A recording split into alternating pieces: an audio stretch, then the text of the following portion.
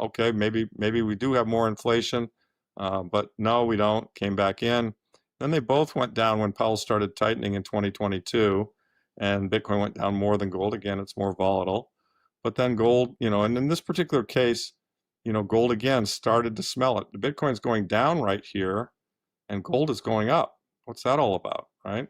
But eventually Bitcoin got the memo, started to go up, and then gold came down. Bitcoin didn't come down as much. And then, of course, then gold really started to go up in 2023, took out 2,000, in 2024, 2,500. And of course, Bitcoin, came off of the bottom and just has rocketed up to 100, right? And actually even higher. And in each case, though, again, gold moving higher here, Bitcoin still going down, but then comes back. Gold moving higher, Bitcoin coming down, but then comes back. And so here we are, and this isn't fully up to date because gold's now over the 3,500 number. It's into the 30. It is impossible to overlook the flaws in the current global economy. Debt is engulfing governments. Inflation is no longer the transient issue that authorities originally believed it was, and central banks are subtly changing their strategies. Investors want to know when and how aggressive the next phase will be, not if the money printers will start up again. And the only safe havens will be the resources that governments are unable to produce on their own when that time comes. Larry Lepard has a deeper understanding of this dynamic than most individuals. He is a sound money advocate, seasoned investor, and the author of the recently released book, The Big Print, in which he sets out in clear terms why the days of careless monetary policy are far from finished. Lepard believes that inflation will be more than simply a news story for a few months. It will characterize the decade as a whole. He refers to the big print as the point at which the U.S. government injects trillions of dollars into the economy to stabilize the debt pyramid. Lepard recently gave an explanation of why he thinks the prices of gold and Bitcoin would soar in the next months. He contends that this pattern is recognizable, notwithstanding social media skepticism and dissatisfaction. With sideways price action, when gold detects inflation, it usually moves first, followed by Bitcoin, which moves much more strongly. His goals are for gold to reach $4,000 by the end of 2025 and Bitcoin to surpass $140,000, with the latter perhaps reaching higher levels if inflation picks up speed more quickly than policymakers acknowledge. We're dissecting Larry Lepard's most pressing cautions and forecasts today. We'll look at his reasons for believing that inflation is here to stay, the role that gold and Bitcoin play, and what the larger picture will entail for investors and regular people. Thus, be sure to stay until the very finish. If you appreciate this type of research, please hit the like button, subscribe to the channel, and leave a comment with the price targets you anticipate for gold and Bitcoin as this cycle progresses.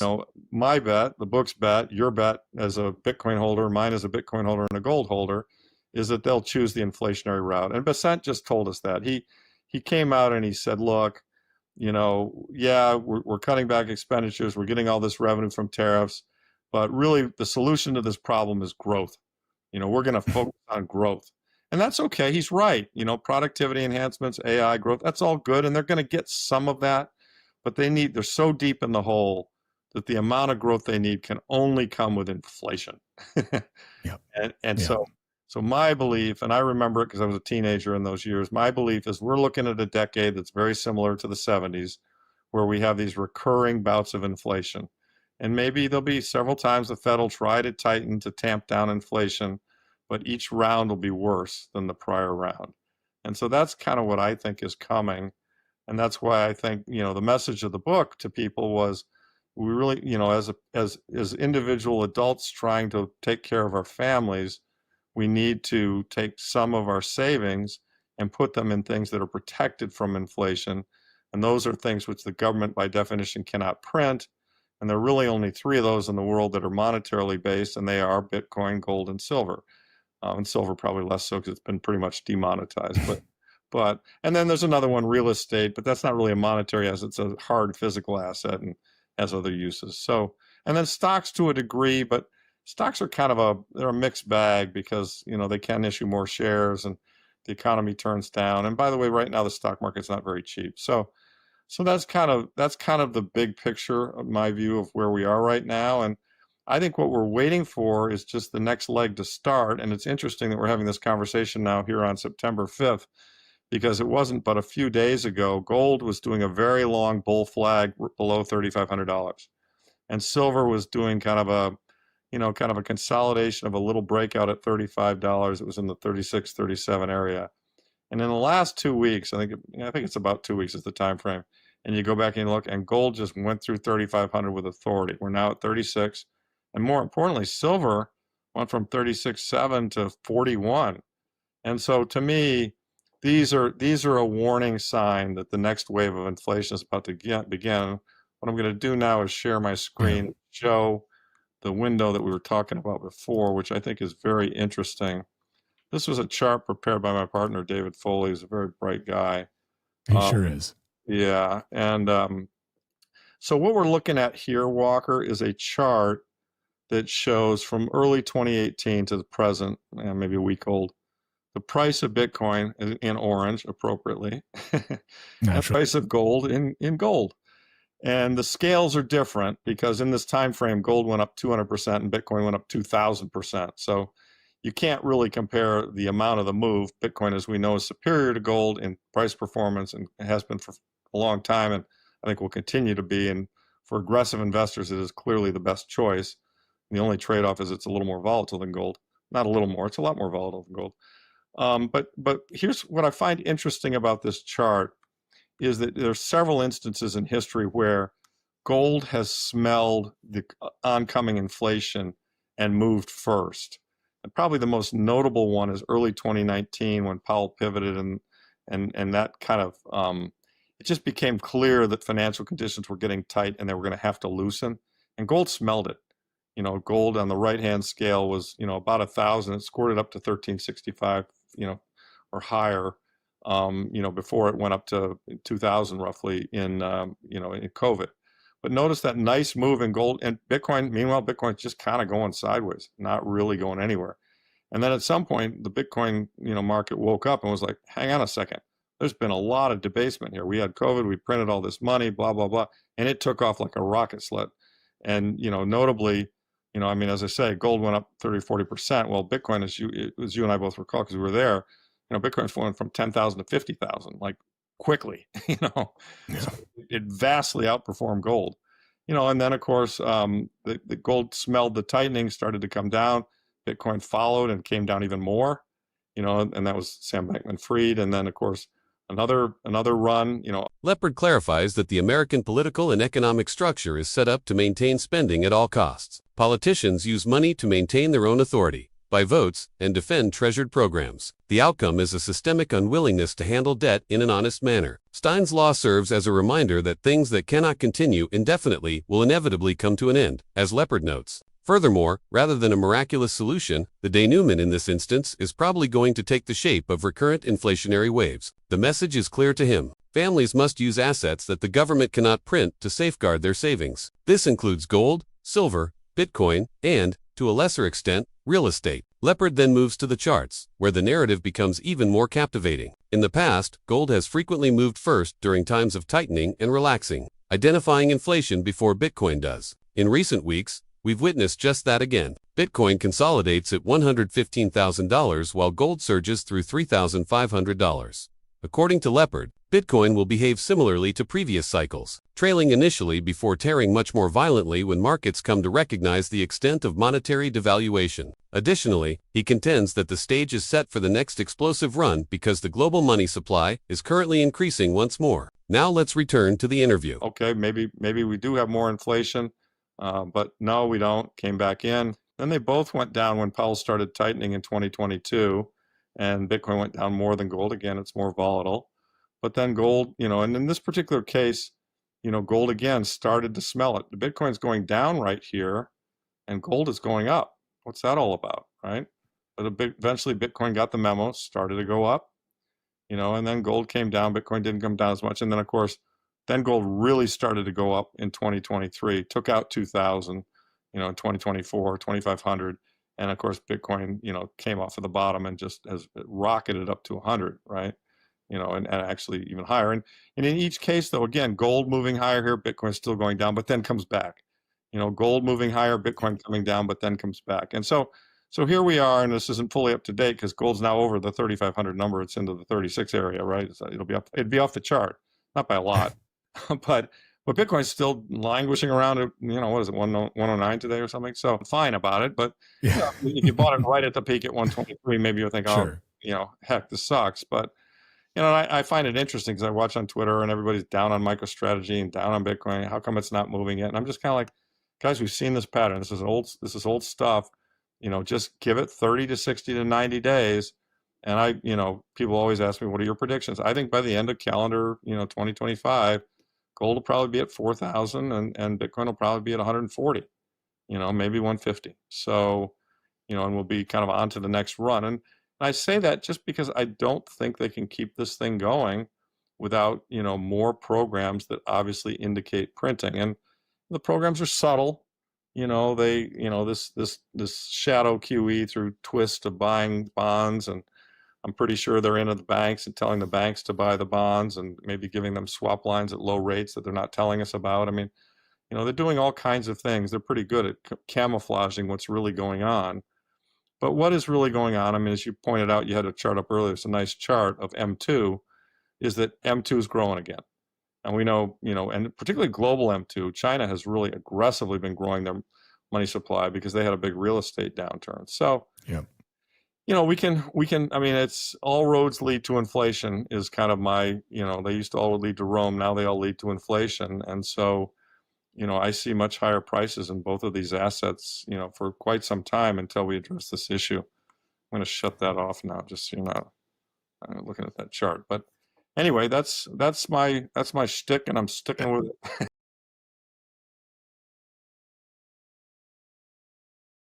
But Amen. I also think that we can't ignore symptoms and problems that have been building for years and that need to be addressed if we want to get back to our core values and the promise that the founding documents of the country created. I mean, it was meant to be, a fair system where everyone had a fair shake, a fair chance, and not socialism, not the same outcomes. Everyone knew that those who worked harder would do better.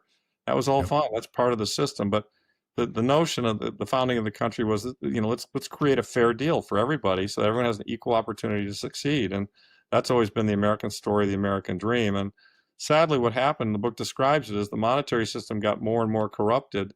That's really been taken away from a lot of people. The young people can't buy houses. Wall Street can borrow with the Fed funds rate. Everyone else has to pay the credit card companies 25%.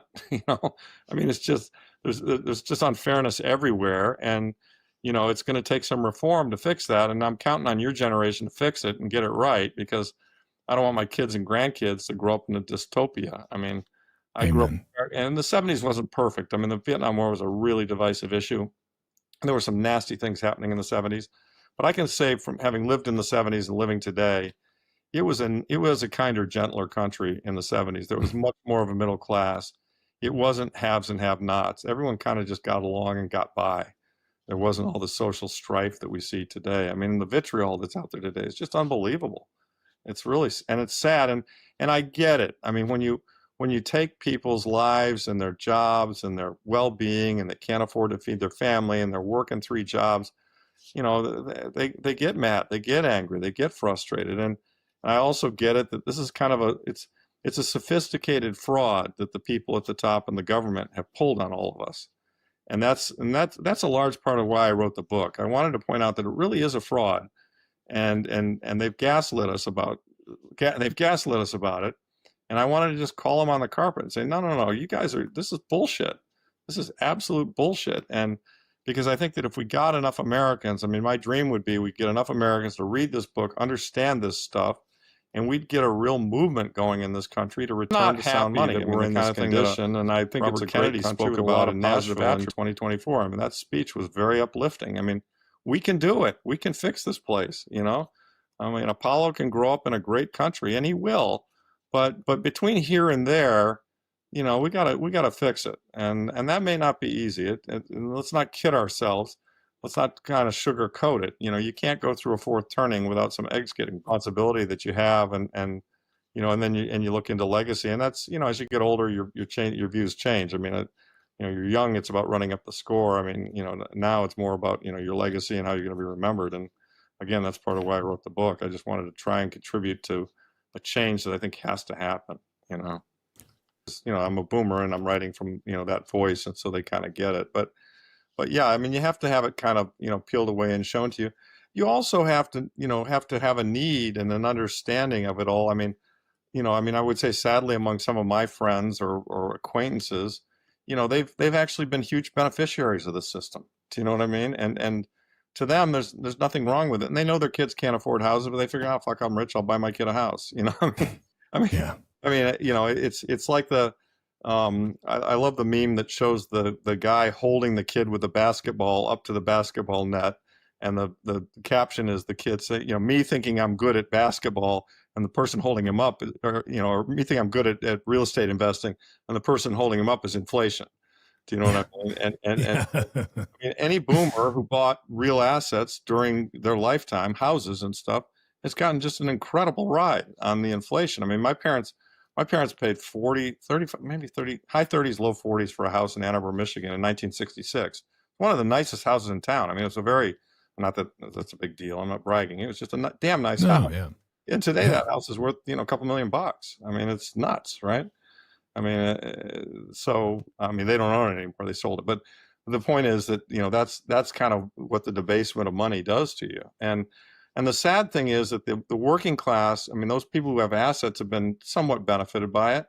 The working class, they don't have the capital to buy that house, or they don't necessarily have the credit to buy that house. And so, they suffer at the cost of that. So, yeah, right. Well, in all technology, and All of it. Yeah. that's the really amazing thing, is that the technology world has actually shown us how great deflation is and how wonderful deflation could be. I mean, I think about, I remember as an example, buying my first, stereo, or buying my first Sony Walkman, and how much it cost and how shitty it was. Do you know what I mean? And now, you can get the same thing for $20. I mean, it's just, and computers, I mean, all of it. And so, given all these technical developments, we all should be living like kings. I mean, we really should. I mean, the world is so much better as a place. I mean, that's the one thing today that is better than the 70s. I'm talking to you. We're in different parts of the country. It's real time. It's virtually free. I mean, we both pay for an internet subscription, but it's mod.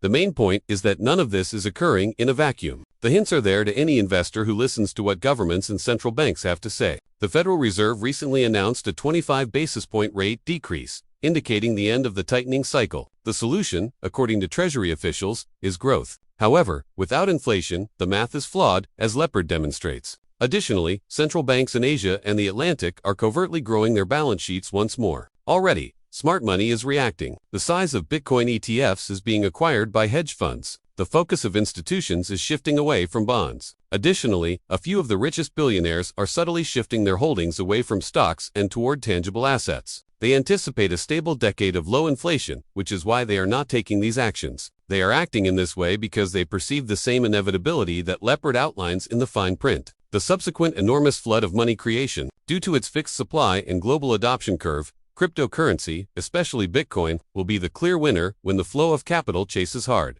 rare assets. When of this, Lepard maintains that just when Bitcoin is trending sideways, now is not the time to lose faith in it. The quiet before the storm is here. If he is correct, there will be a wealth transfer between people who understand sound money and those who don't in the upcoming years, that is, comparable to the early days of technology. Investors must decide whether to get ready now or fall behind later. The question then becomes, are you prepared for the fine print? Please share your opinions in the comments section below. If you thought this breakdown was helpful, please hit like and remember to subscribe so you don't miss our upcoming in-depth analyses of the major events influencing cryptocurrency and international markets. Thank you for viewing.